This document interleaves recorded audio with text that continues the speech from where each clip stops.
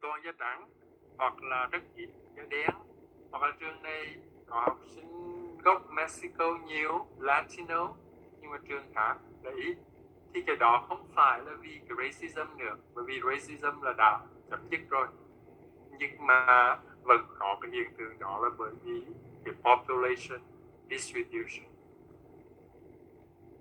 Như khi đầu đầu năm thầy có nói là bên Mỹ người dân nhập cư từ khắp nơi, nhưng mà bây giờ người ta có xu hướng là họ tạo thành những cái community so that they can live together. The people from the same origin, from the same country, they form a community and live together in an area. And that explains why there are many black students in this school, but not many in another. So, what does the United States do to solve this problem? And the solution is busing children to school. It means the school will bring some black students or black children from this school to another, and they bring some white students to another school so that they can mix them together.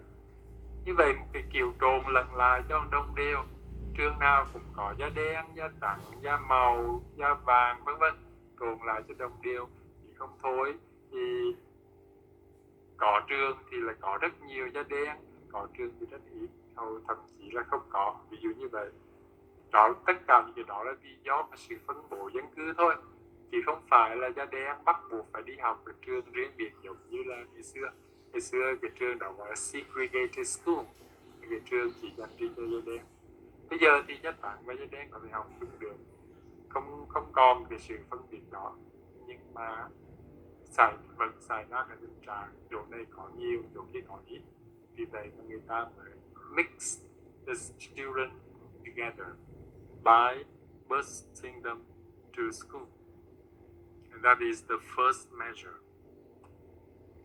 The second measure is affirmative action.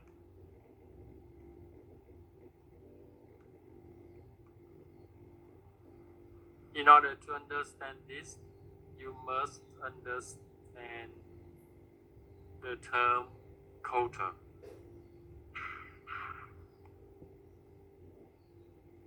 Culture là một cái thuật ngữ trong xuất nhập cảnh.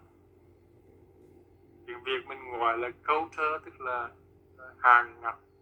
Tức là người ta đặt ra một cái tỷ lệ, ví dụ như là mỗi năm thì mình sẽ nhập khẩu bao nhiêu thuốc, xuất khẩu bao nhiêu cà phê, bao nhiêu cao su, tức là đặt ra một cái tỷ lệ về xuất nhập khẩu, thì người ta gọi là culture. Người ta gọi tiếng Việt mình đôi khi người ta gọi hàng ngạch, hoặc là người ta gọi là quota luôn. Thì bây giờ trong giáo dục người ta cũng set cái culture. It means a school will set the rate. How many black children will be received into the school? How many Latinos will be accepted? Even they set the quotas so that they can receive the student from different minority groups. And that is called affirmative action.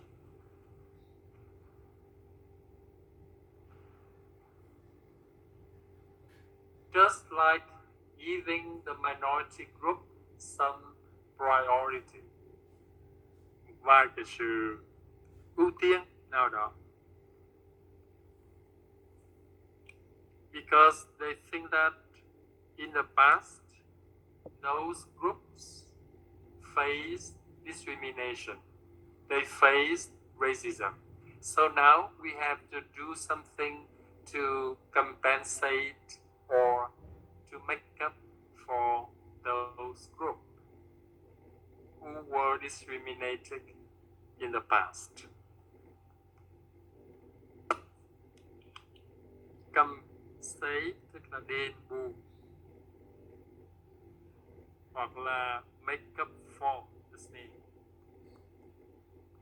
Như vậy họ nghĩ rằng là những cái nhóm thiểu số này ở trong quá khứ bị phân biệt đối xử, cho nên bây giờ we have to do something to help them and to make up for their discrimination in the past, to compensate for the suffering they faced in the past.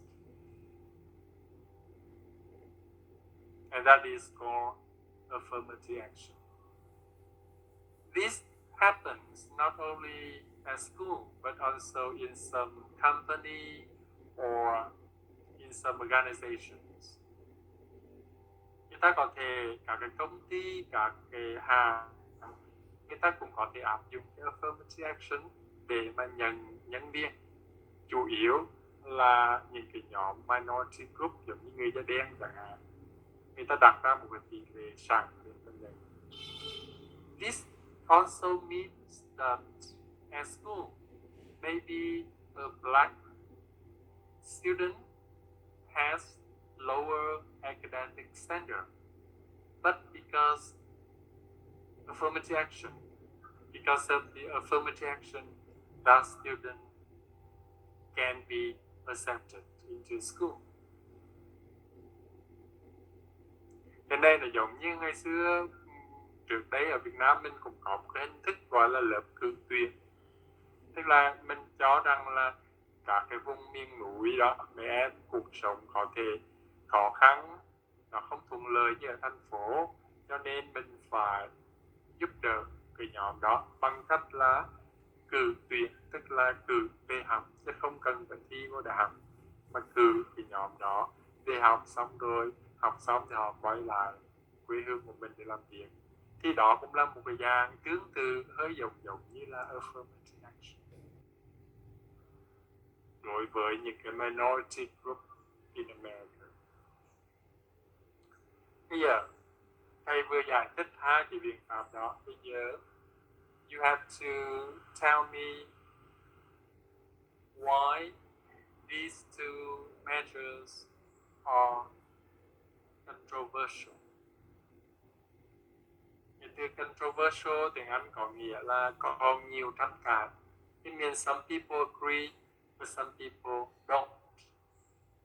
So someone can tell me why these measures are controversial.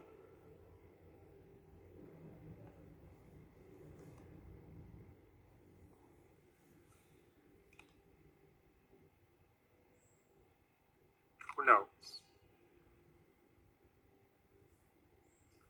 Why are these measures controversial?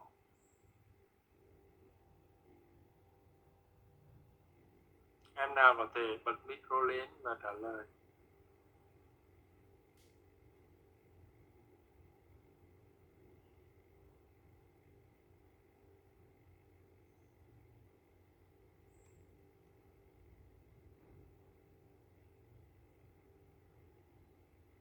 Who knows this?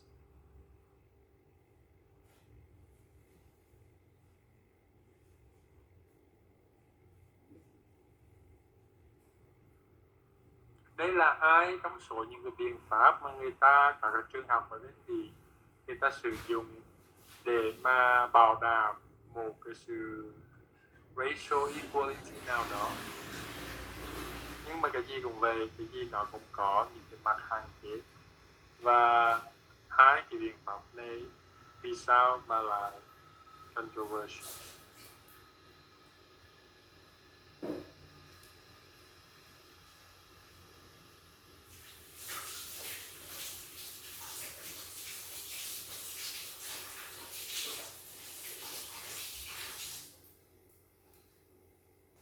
Now, busing children to school. Why it is controversial? Suppose you live in this area, your family live in this area, and of course you want your children to go to a school that is in your area. But because of this, they take your children to another school that is far away from home. And maybe some parents don't like it, right? They want their children to study, to attend a school that is in their area. But because of this policy, their children have to go to another school that is far away from home. And that's why some parents don't agree, right? How about affirmative action? Affirmative action. This can happen when they carry out affirmative action. A black student, maybe he has lower academic standard. Tức là ý là học yếu hơn đó. Academic standard, cái tiêu chuẩn về học thuật có thể nó thấp hơn. But because he is black and he is given affirmative action and he is accepted into the school. And you know, one a black student is accepted, it also means that another white student is rejected. Maybe that white student study better, but he is refused. And some people think that it is not fair, and it violates the value of equality of opportunity. And in this case, that is against the white people. And that's why some people think that affirmative action causes another kind of discrimination. That is the discrimination against the whites. And that is called reverse discrimination.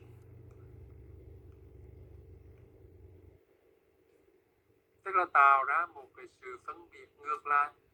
Ngược lại ở đây là gì? Tức là phân biệt đối xử với người da trắng. Thì mà em thấy một trường học họ có cái tỷ lệ, cái số lượng nhận vào nhất định thôi. Thì bây giờ nếu như nhận vào một em học sinh da đen có nghĩa là gì? Có nghĩa là một em học sinh da trắng sẽ bị từ chối. Đó. Và nếu như vậy thì mặc dù the purpose of affirmative action is to compensate for black people, but it seems that this creates another kind of discrimination against black people, against white people, and that is called reverse discrimination. And it is not fair for white students and other groups. And that is why these two measures are controversial. Tức là nhiều trường người ta vẫn áp dụng hai cái biện pháp này, bởi vì họ vẫn cho rằng là đây là hai cái biện pháp để bảo đảm một cái phần nào đó cái racial equality, nhưng mà nó vẫn gây nhiều tranh cãi là như vậy.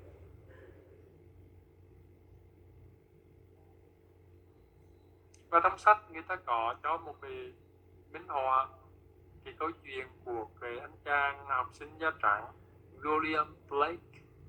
Anh này anh nộp đơn vào trường Y và sau đó anh bị từ chối. Rồi anh phát hiện ra rằng là có nhiều học sinh da đen có cái học lực có thể là hồ sơ không tốt bằng hồ sơ của anh, nhưng mà lại được nhận vào vì cái chính sách affirmative action. Cho nên anh ta mới đâm đơn ra tòa, kiện ra tòa. Từ cái sự việc đó thì người ta mới thấy đây là một cái biện pháp, mặc dù cái mục đích là tốt để đền bù lại cho những cái người da đen bị đối xử trước đây.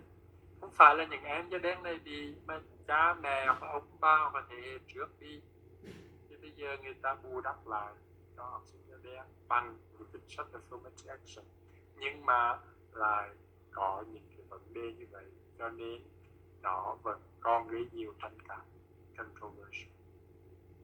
And that is all about racial equality and education. Any questions?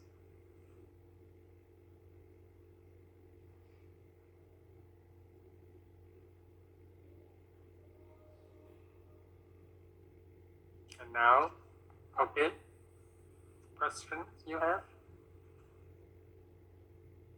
Dạ không, em định nói là không. Okay. So, we move to the next part about standards movement.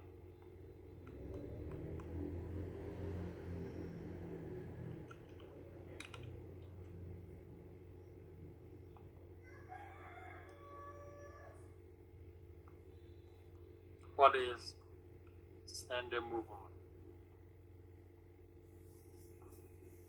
Now, before we discuss this, you should understand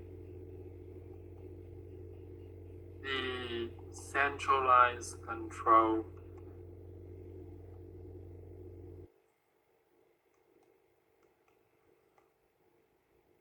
in education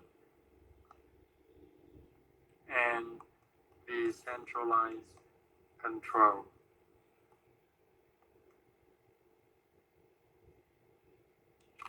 in education.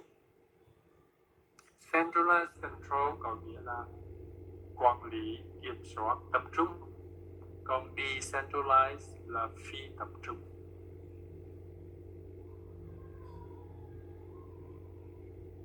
What are they? Now, think about education in Vietnam. You can see that all the schools, high schools, for example, in Vietnam, are managed or directed or controlled by the Department of Education. What does that mean? It means that all the schools all over the country follow the same syllabus or curriculum. They use the same textbooks. They have the same tests and examinations and so on. I mean, everything is controlled or managed by the Department of Education. So you can see a high school in Huế is similar to a high school in Hanoi and similar to a high school in Ho Chi Minh City. All the schools follow the same format about testing and textbooks and teachers' qualification or examination and schedule, all are managed and controlled by one Department of Education. That is centralized control. How about in America? In America, they don't manage or control education like that, but they let the state to supervise education in that state. Tức là tiểu bang nào thì quản lý giáo dục của tiểu bang đó. Why? Maybe because America is a very large, very big country. America has 50 states, and some states are even larger than our country. For example, California. The surface area of California is even bigger than Vietnam. So you can see America is a very large, very diverse country, and it is impossible to have centralized control. in education. It's not easy.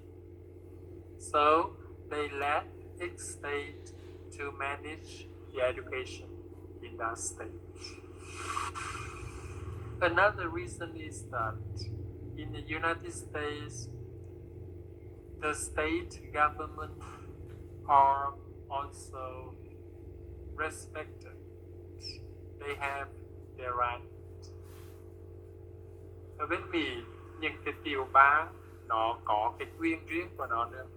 Chứ không phải là nhà nước liên bang đưa cái chính sách gì cái tiểu bang cũng phải nắm đắp cái kia. Chứ chắc nếu tiểu bang họ thấy cái chính sách của liên bang đưa ra không phù hợp với tiểu bang họ thì họ có quyền từ chối. Bên Mỹ là như vậy. Tiểu bang họ cũng có cái chính quyền của riêng của tiểu bang và họ có cái quyền riêng của họ. Họ có quyền từ chối những cái chính sách mà liên bang đưa ra mà họ thấy không phù hợp.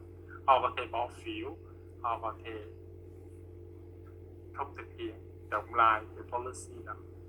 Người ta tôn trọng cái sự cái quyền và cái quyền cá nhân cũng như là cái quyền của từng liên bang, của từng tiểu bang. Đó, thì hai cái lý do đó cho nên ở bên Mỹ thì giáo dục của tiểu bang nào thì tiểu bang đó quản lý, và cái đó người ta gọi là decentralized control. Nào, bây giờ hai cái kiểu quản lý giáo dục như vậy nó đều có những cái điểm mạnh và đều có những cái yếu điểm, những cái điểm điểm mạnh và điểm yếu riêng. Ví dụ centralized control. What is the strong point? The strong point of centralized control is it creates the uniform. Nó tạo ra một cái sự đồng nhất. Cho nên em thấy một cái trường phổ thông ở Hà Nội thì cũng giống tương tự như một trường phổ thông ở Sài Gòn, giống như tương tự như một trường phổ thông ở Huế, ở Đà Lạt, ở Buôn Ma Thuột. Mọi nơi đều theo một cái lịch trình, theo một cái chương trình học, theo một cái bộ sách giáo khoa như nhau, cho nên tạo ra được một cái sự uniform. Còn bên Mỹ, education in this state can be different from education in another, because the state controls education in that state, so it can be different from this state to another. Thậm chí cả những mỗi tiểu bang họ có những cái luật lệ riêng của họ. Ví dụ như có tiểu bang họ, ví dụ như thầy thấy bên California, cái luật đi đường của họ là họ cho phải lái xe, tốc độ lái xe trên đường nhanh hơn là ở nơi khác. Còn ví dụ như có tiểu bang thì mua hàng là có thuế, mà có tiểu bang không có thuế. Ví dụ như là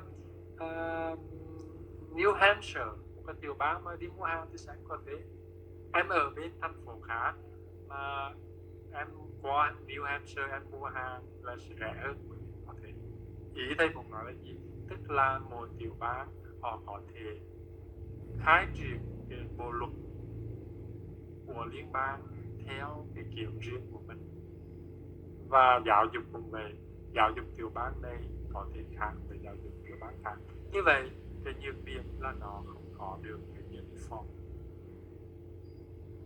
nhưng bù lại nó có cái gì? Nó có cái competition, nó có cái sự cạnh tranh. Tiểu bang nào họ cũng muốn cố gắng làm cho giáo dục của mình tốt hơn. Như vậy cái sự cạnh tranh nó sẽ tạo nên một cái sự vận động, và các cái trường họ sẽ nỗ lực phấn đấu, các cái tiểu bang họ sẽ cố gắng để vươn lên. Như vậy tạo ra được một cái sự cạnh tranh lành mạnh. Đó. Còn quản lý tập trung thì nó có được cái uniform, nhưng mà mẹ em sẽ thấy trường nào nó cũng tương tự nhau, tại vì nó được quản lý bởi một cái cơ quan. Đó. thì mỗi bên nó đều có những cái điểm mạnh và những cái điểm yếu như vậy. Vậy thì bây giờ bên nước Mỹ làm thế nào để khắc phục cái sự không có uniform? Và câu trả lời là người ta đặt ra một cái mà mình gọi là standards movement. Vậy thì what is standard movement?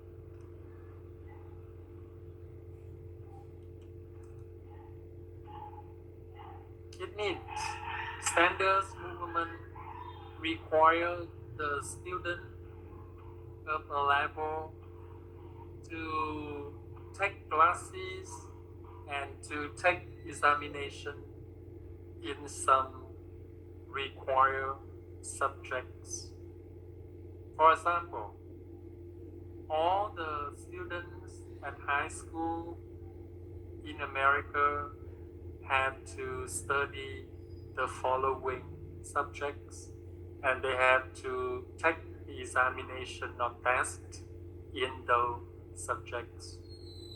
For other subjects, the state can decide. Do you understand? Người ta sẽ quy định, ví dụ như cấp 3 để tốt nghiệp phổ thông thì tất cả các trường đều phải dạy và phải học những cái môn quy định sau đây. Và trong sách người ta gọi nêu ra là môn reading, môn civics, môn science và gì đó. Người ta sẽ quy định tất cả những học sinh muốn tốt nghiệp cấp 3 thì trung học thì phải học những cái môn đó. Còn những cái môn khác thì tùy tiểu ban điều chỉnh. Như vậy họ có được một cái sự dung hòa, có những cái chúng đòi hỏi require và có những cái optional. Thì đó là một cái biện pháp để mà tạo ra một cái sự uniform nào đó trong một cái đất nước, cái nền giáo dục mà người ta quản lý theo kiểu phi tập trung như vậy. Và đó chính là standards movement.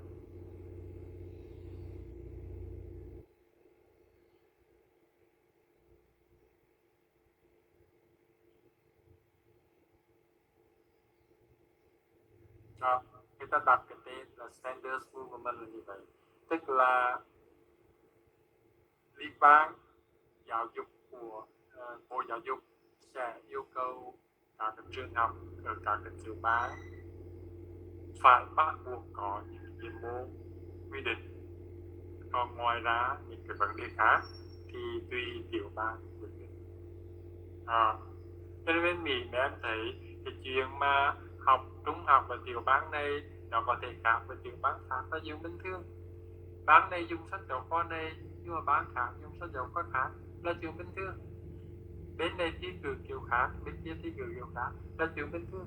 Tại vì tiểu bang nào thì quản lý giáo dục của tiểu bang đó. Thì cái tốt là nó có được một cái sự cạnh tranh lành mạnh, nhưng mà nó lại thiếu cái sự đồng nhất, thì người ta mới giải quyết sự đồng nhất đó bằng cái gọi là standards movement.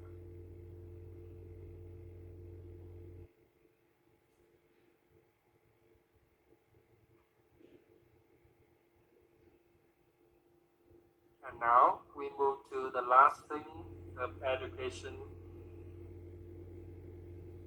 that is multi-control education.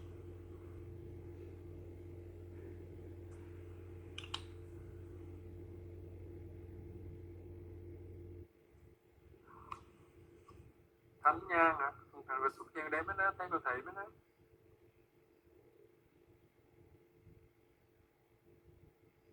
Còn thánh nhang vào được chưa? Thấy cô thầy xuất hiện mô, thấy bấm.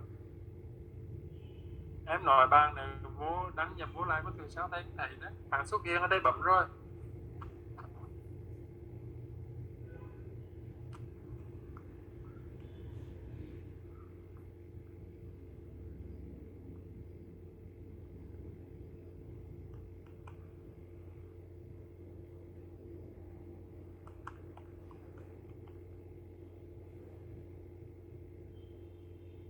Now, multi-control education, what is it?